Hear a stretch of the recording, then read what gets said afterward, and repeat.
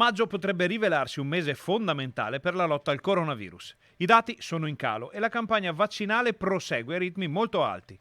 Per il governatore Luca Zaia è necessario scollinare le prossime 2 settimane.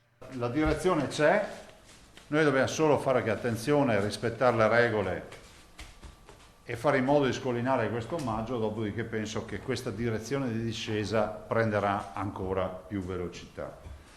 È innegabile che le vaccinazioni stiano dando i loro frutti. La percentuale di copertura almeno con la prima dose delle categorie fragili e degli anziani è altissima. Si disinnesca così anche la pressione potenziale sulla sanità e sono in molti a chiedersi cosa accadrà nell'immediato futuro. Come sarà il futuro? Sarà il futuro che male che ci vada avremo i richiami dei vaccini, ma pensare che il nostro futuro sia quello di richiudersi in casa vuol dire che veramente dovrebbe esserci un cambio di scenario nel virus che dovrebbe a un certo punto essere, come si può dire,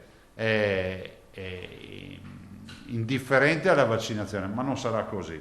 Il Veneto apre anche una nuova fascia di età della quale fanno parte oltre 700.000 persone. Vi annuncio quindi che dalle ore 16 di oggi apriamo i quarantenni.